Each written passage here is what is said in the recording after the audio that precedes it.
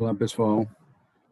Nós, no último vídeo, conversamos sobre a fisiologia do sistema muscular, né? E dentro da fisiologia do sistema muscular, nós conversamos sobre o músculo estriado esquelético, tá?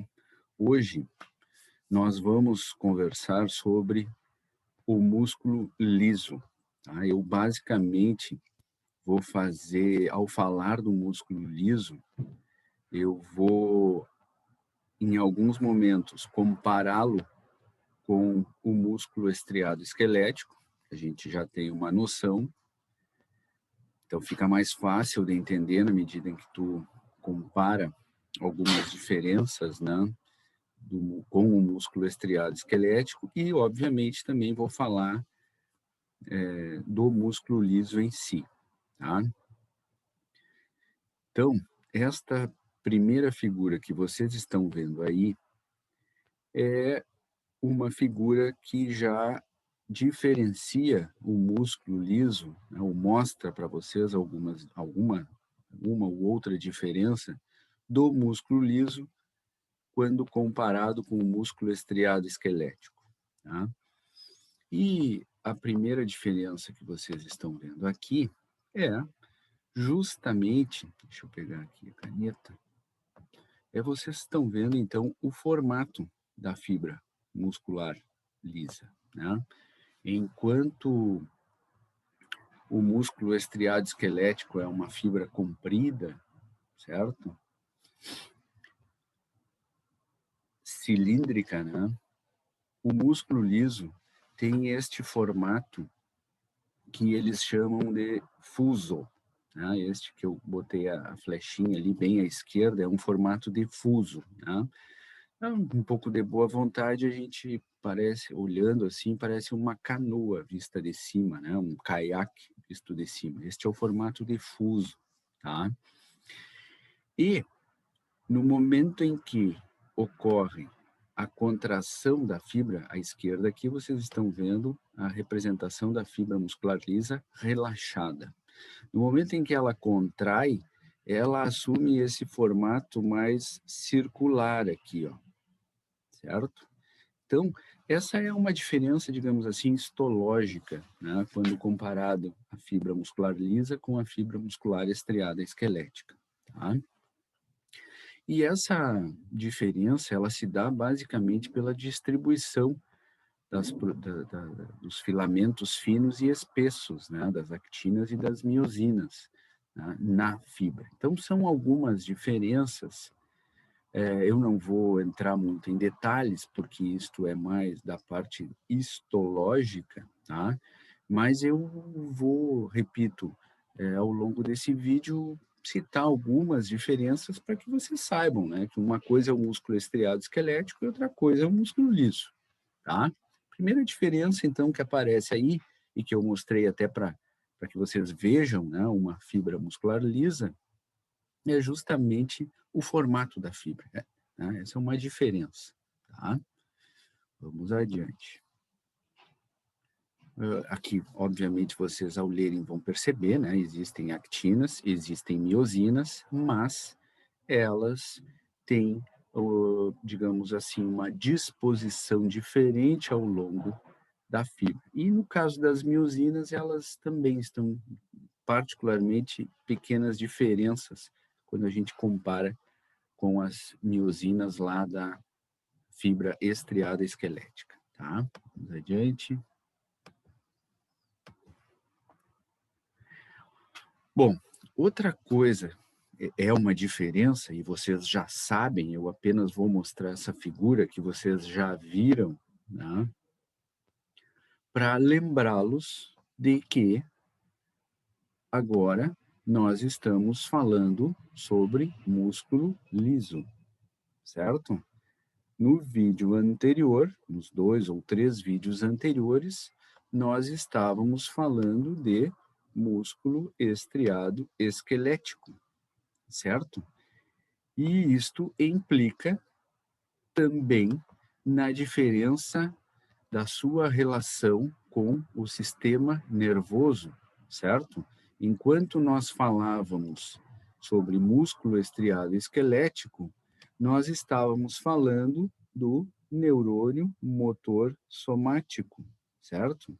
Aquele neurônio que trazia as informações lá do sistema nervoso central, certo? Hoje, ao falarmos sobre músculo liso, nós estamos falando do sistema nervoso autônomo, né? Sistema nervoso autônomo, certo? Ou seja, estamos falando da via simpática e da via parasimpática, né? Certo? Então, isso vocês já viram, mas é uma diferença importante, né? E por isso eu destaco aqui. Então, agora nós estamos falando de músculo liso. O músculo liso, ele é controlado, né, sua contração, o seu relaxamento pelo sistema nervoso autônomo, via simpática e via parasimpática. Essa é uma outra diferença, tá? Apenas para relembrá-los disso. Muito bem. Vamos para a próxima. Aqui, ó, agora nós vamos falar exclusivamente sobre músculo liso. Não vou comparar com músculo estriado esquelético, tá? Porque não tem nada a ver. Então, agora estamos falando sobre músculo liso. E quando nós falamos sobre músculo liso, é importante que vocês lembrem, e isso às vezes não é uma informação muito acessível, né? Muito difundida, digamos assim, que existem dois tipos diferentes de músculo liso, tá? Existem dois tipos, isso é importante que vocês lembrem. Existe o músculo liso de unidade simples, tá? E aqui, ó, à esquerda, vocês estão vendo algumas características deste músculo liso de unidade simples. Tá? Vamos explorar esta figura aqui, ó, tá? Acima aqui, tá? O músculo liso de unidade simples. O que este músculo tem? O que caracteriza esse músculo liso de unidade simples?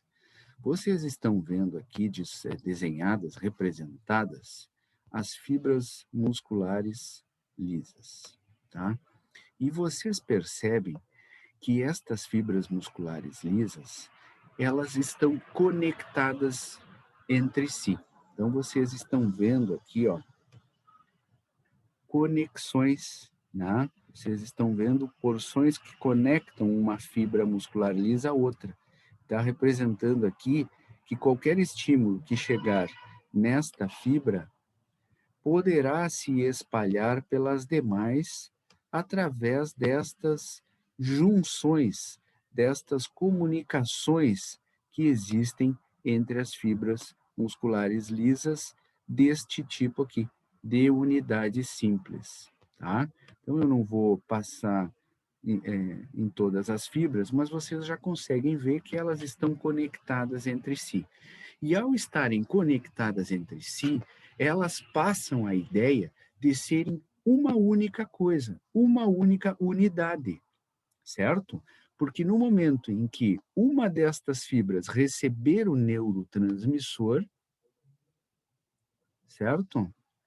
As demais também serão estimuladas. Não apenas esta que recebeu o neurotransmissor, porque está, digamos assim, mais próxima do neurônio, né? Do neurônio autônomo, do neurônio pós-ganglionar, né, pessoal? Façam relação sempre do músculo com o sistema nervoso. Neste caso aqui, eu acabei de mostrar, nós estamos falando de sistema nervoso autônomo, via simpática e via parasimpática, certo? Se estivermos falando da via parasimpática, o neurotransmissor liberado aqui pelo neurônio pós-ganglionar é a acetilcolina. Se estivermos falando da via simpática, o neurotransmissor liberado aqui pelo neurônio pós-ganglionar é noradrenalina, certo?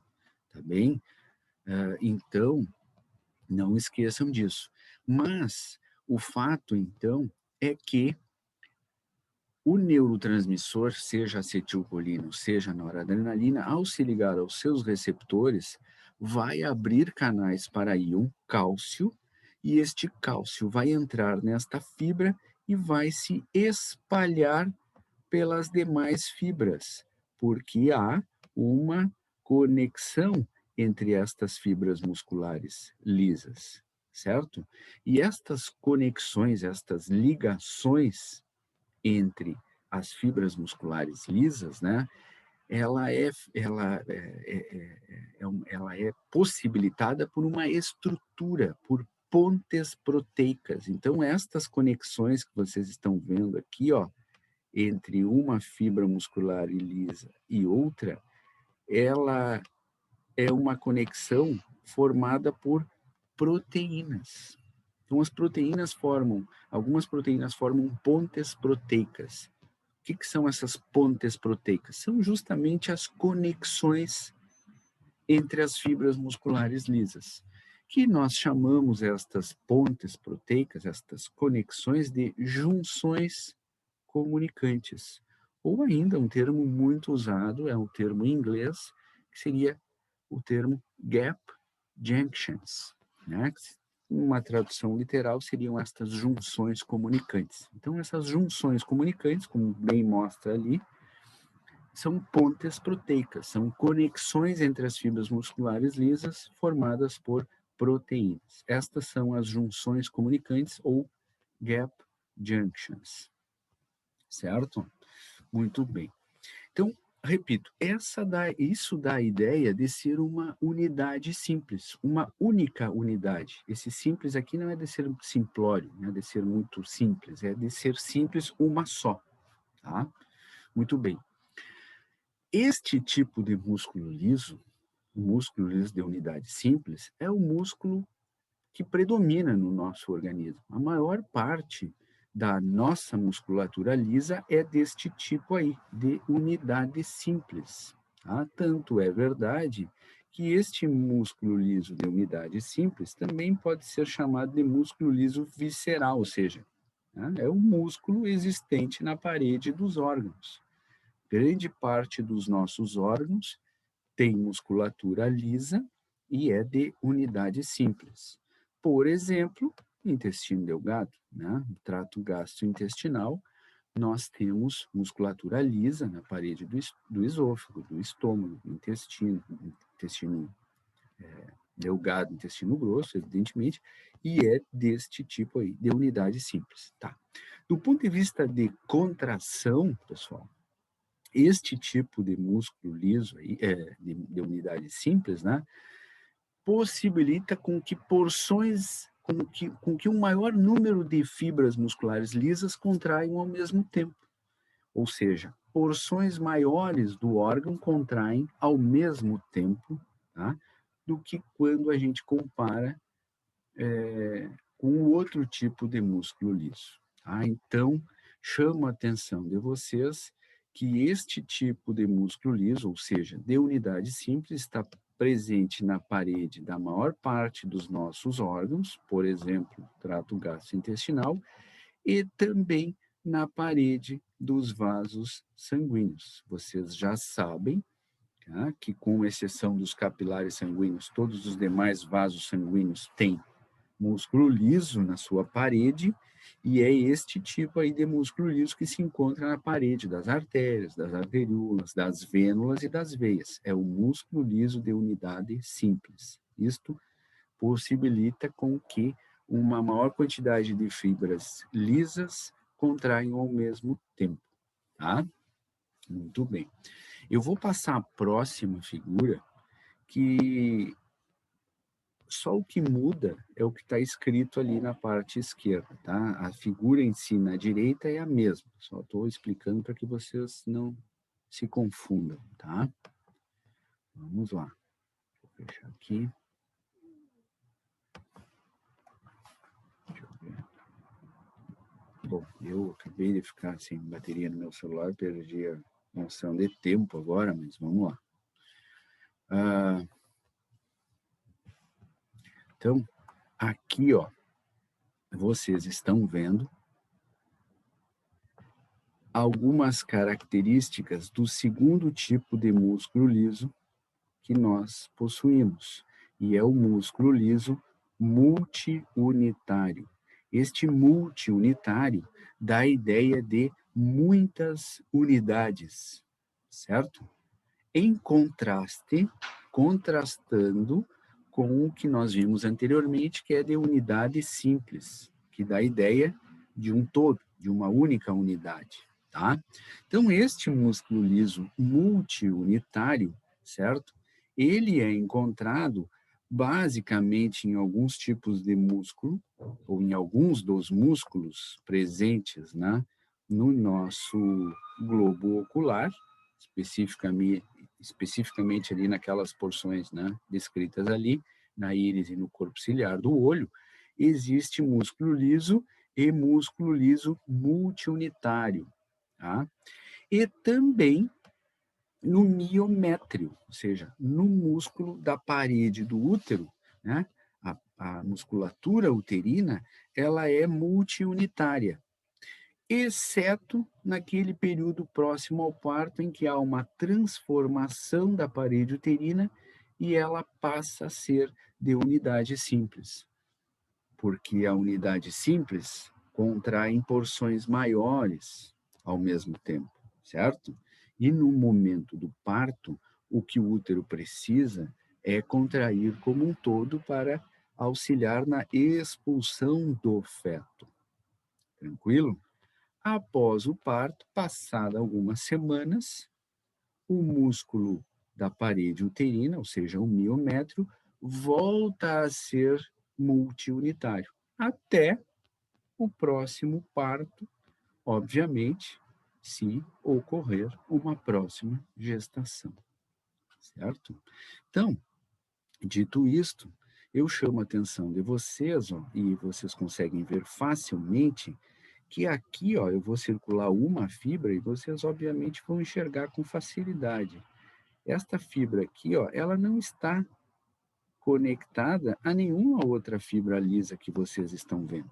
Nenhuma. Elas são isoladas, certo? Ou seja, elas são multiunitário. São várias unidades separadas, certo?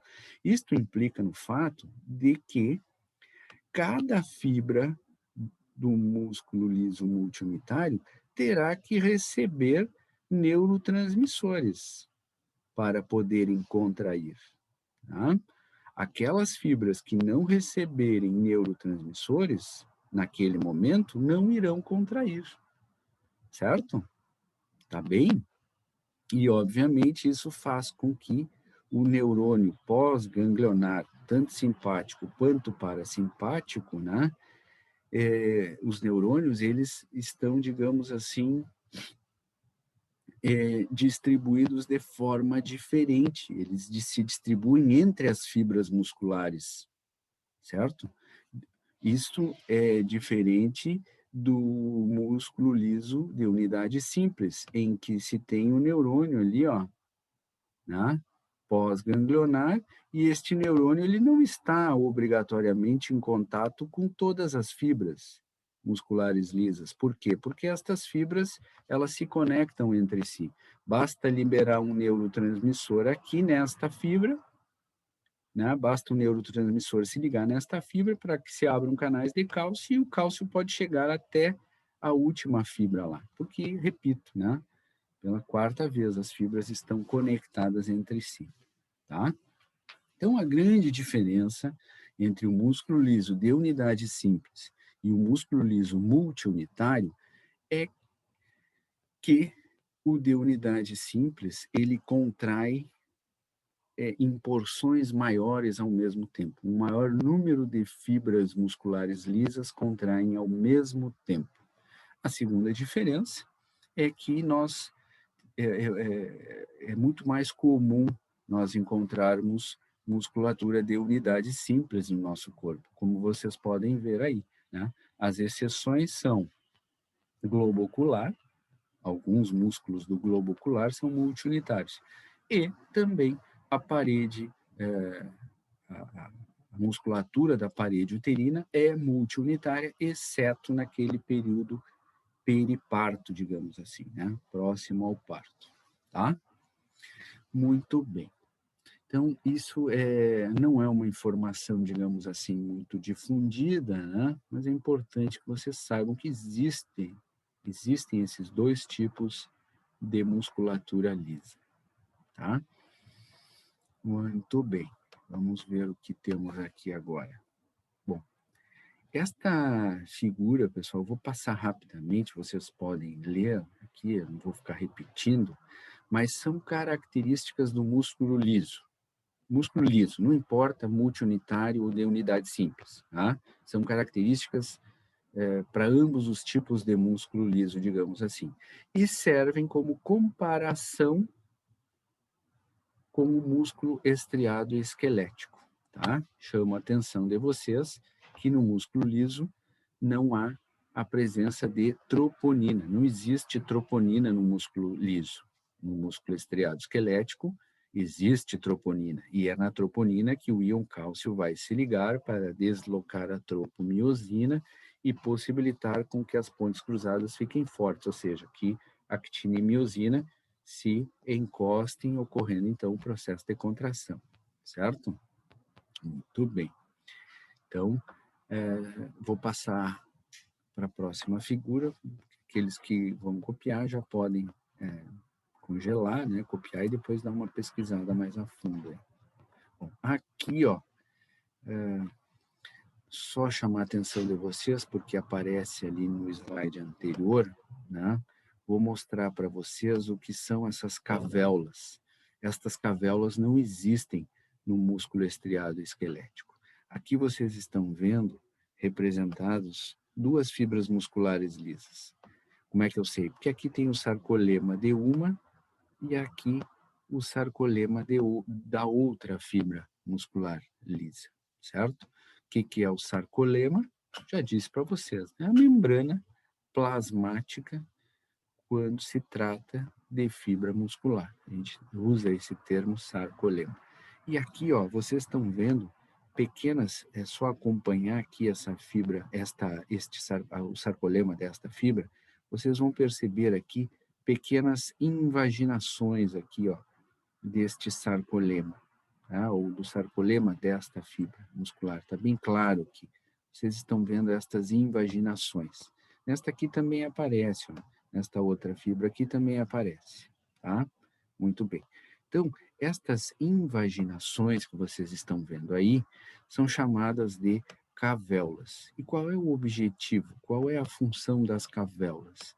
É armazenar cálcio, tá? Então, o cálcio, como a fibra muscular lisa tem pouco retículo sarcoplasmático, e vocês já sabem que o retículo sarcoplasmático é um reservatório de cálcio, né? Como aqui no músculo liso existe pouco retículo sarcoplasmático, a maior parte do cálcio que participa, né, o cálcio é fundamental para a contração da fibra muscular, tanto esquelética quanto lisa, né? Mas lá na esquelética, vocês sabem que a maior parte do cálcio é intracelular, vem do retículo sarcoplasmático, que está dentro da célula, dentro da fibra, né? Aqui não. Aqui a maior parte do cálcio vem de fora da célula. Então as cavéolas são, na verdade, um reservatório de cálcio extracelular, ou seja, ficam ali, bem próximos ali da entrada, né? No momento em que chega o neurotransmissor, né? Agora em azul aqui, ó, eu estou representando o neurotransmissor, tá?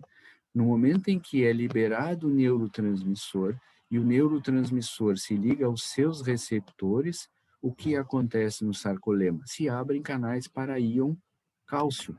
E este íon cálcio, então, entra para a fibra muscular lisa, tá?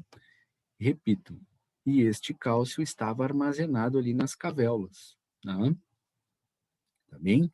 E aí, vocês vão ver daqui a pouco qual o destino desse cálcio. O que esse cálcio vai fazer? Ah, mas não tem troponina aqui, professor. Onde é que o cálcio vai se ligar? O cálcio vai se ligar numa outra proteína, mas não na troponina, certo?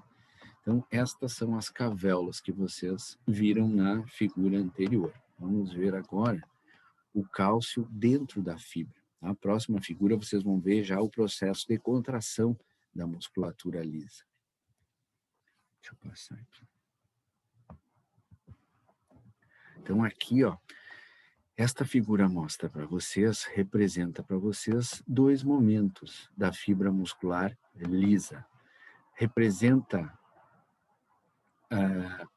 a fibra contraindo e depois, na figura B aqui, representa a fibra muscular lisa relaxando, tá? Aqui vocês facilmente identificam, né, o cálcio que está fora da célula, no fluido extracelular, ou seja, armazenado nas cavéolas. Ele não desenhou as cavéolas aqui, mas saibam que estas bolinhas verdes aqui são o cálcio, que estava ali nas cavéolas. No momento em que chegou o neurotransmissor, se ligou aos seus receptores, abriu o canal para íon cálcio, e o cálcio, então, começa a invadir a fibra muscular lisa. Esta invasão de cálcio possibilita com que a pequena quantidade de cálcio intracelular, eu não disse que na fibra muscular lisa não existia retículo sarcoplasmático, eu disse que existia pouco, quando comparado com a fibra estriada esquelética, tá? Então, o cálcio que está entrando na fibra faz com que se abram canais para íon cálcio no retículo sarcoplasmático e o pouco cálcio intracelular que existe na fibra muscular lisa saia do retículo sarcoplasmático, se reúna com este cálcio que entrou na fibra e o cálcio, então, o destino do cálcio é se ligar a uma outra proteína, já que aqui não existe troponina. E esta proteína é a CAM, certo? É a calmodulina, certo? Esta é a proteína que vai receber o cálcio. Este complexo cálcio-proteína ativa uma enzima que é a miosina quinase de cadeia leve. Esta miosina quinase de cadeia leve coloca, ela na verdade hidrolisa, né, o ATP, e este ATP então é quebrado em ADP mais PI, e essa é a energia despendida e utilizada pela miosina, né, para a região de dobra da miosina, para fazer aquele movimento, né, e possibilitar o deslizamento, então, dos filamentos finos e espessos, tá? Aqui embaixo vocês têm uma legenda, né?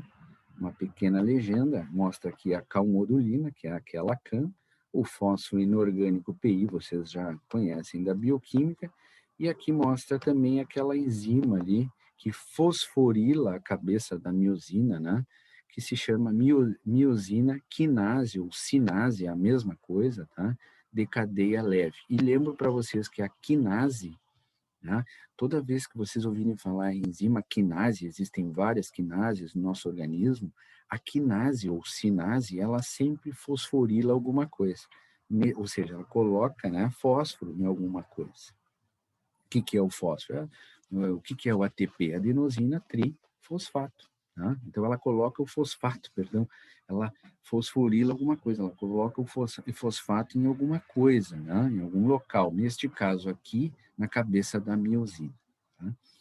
Pessoal, não se assustem, eu falei muito rapidamente sobre este processo aqui, tá?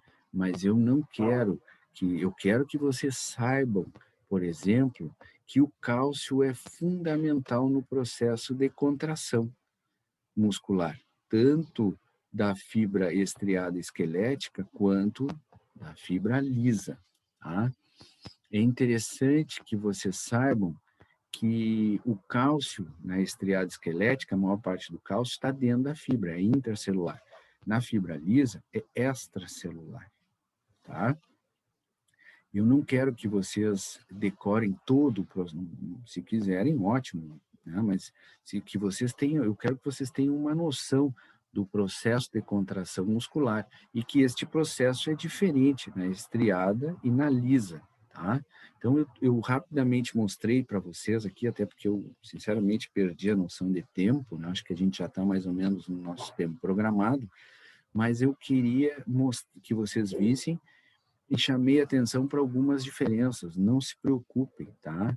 Que, o professor não explicou direito. Não, eu só fiz assim, passei rapidamente, tá? Para que vocês tivessem uma noção e saibam que é diferente o músculo liso do músculo estriado esquelético, tá bem? Se ficarem com dúvida ao assistirem esse vídeo e darem uma estudada, se permanecer dúvidas, vocês me perguntem, como tem sido feito ao longo do semestre, tá? Vamos ver a próxima figura aqui, o que temos. Bom, no processo de relaxamento, basicamente o que acontece é o inverso, né? O cálcio se liga da calmodulina, a maior parte desse cálcio sai da fibra, uma pequena parte dele retorna para o retículo sarcoplasmático, tá? E a fibra, então, relaxa. Aqui, então, encerramos o vídeo sobre a fisiologia, né, o processo de contração da musculatura lisa, tá bem? Ficamos por aqui hoje, até o próximo vídeo em breve, e um abraço, tchau, tchau. Dúvidas, me perguntem pelo WhatsApp ou por e-mail, tá?